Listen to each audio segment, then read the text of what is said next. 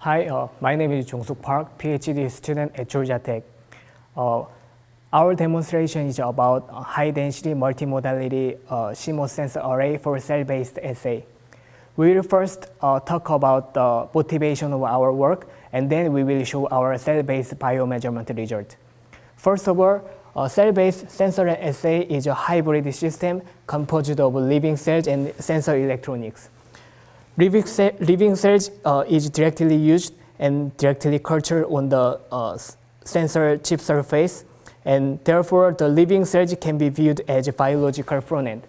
The sensor electronics measure the living cells' physiological change and then convert them into electrical signals. Therefore, the sensor electronics can be viewed as electronics backend.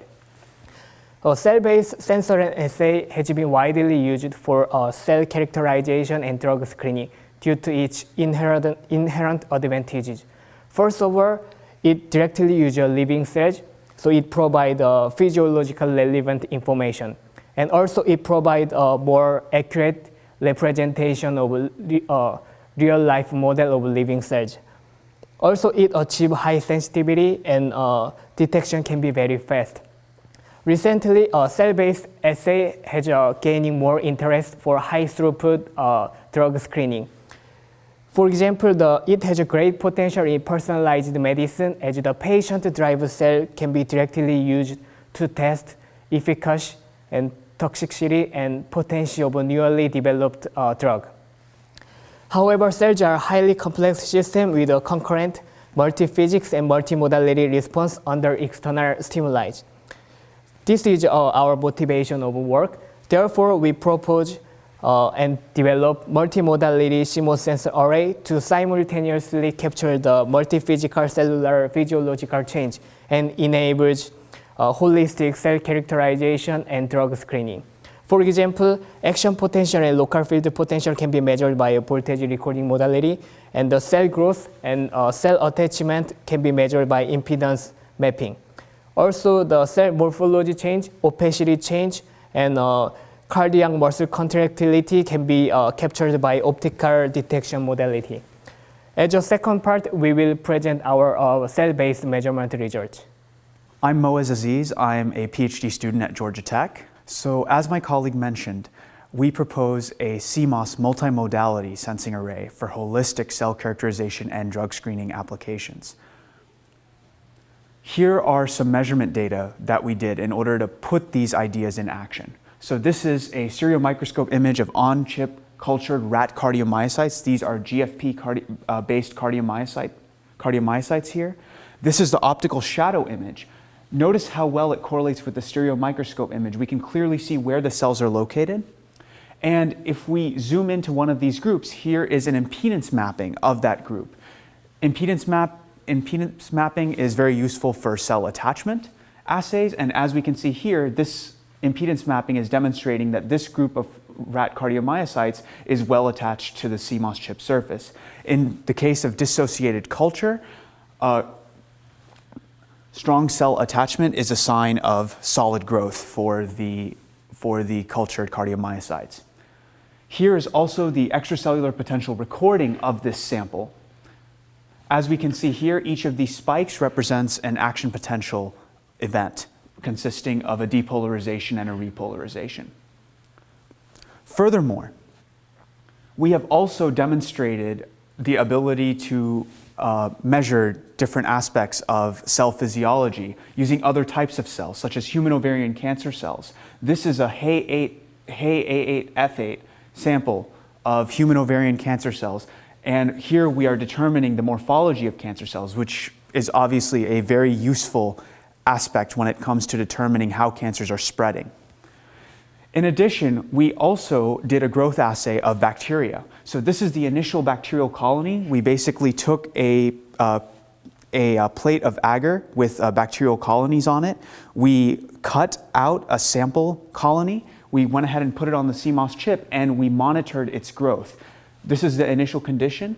This is 3 hours after afterwards from the incubator, and this is 1.5 days afterwards in room temperature. And you can see here the bacterial colony has grown, and then it extends beyond the sensing area, and you can see that our CMOS multimodality sensing array is successfully able to capture that. In addition, it is also very important to be able to determine how different modalities of our sensing array are related to one another, how different features of our of what we capture in our data are relevant to one another. And this plot down here illustrates that quite nicely. Here we have action potential recording of cardiomyocytes, and we also have contractility recording, i.e. optical shadow imaging, that basically represents actual contraction events that we can see under a microscope. So basically, as you can see here, we have a change in the optical shadow imaging light intensity, right, as each particular contraction event is taking place. And we can see that the frequency of contraction events is reasonably well correlated with the frequency of action potentials taking place.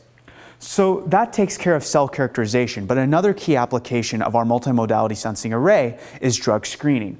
So here is the action potential recording of these rat cardiomyocytes before isoproterenol administration. As you can see, the beating has a medium frequency, and the amplitude is on the order of approximately 1 millivolt.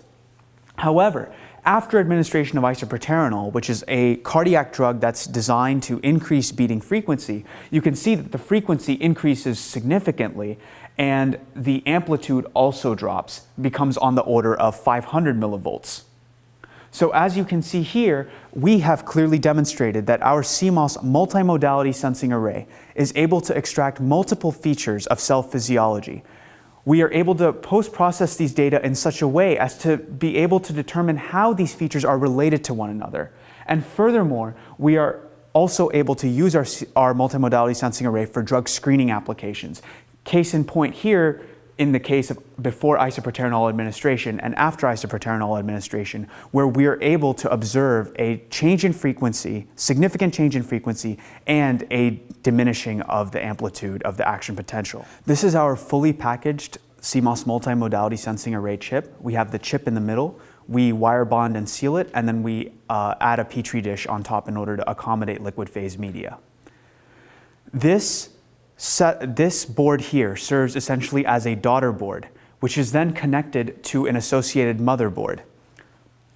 This motherboard-daughter board is itself self-contained in the sense that we don't need to have additional electronics from a biology lab supplemented to this setup. This entire setup itself can run by itself in a biology lab and can be connected to a computer for data acquisition. I'm Moaz Aziz from Georgia Tech. Thank you very much for watching.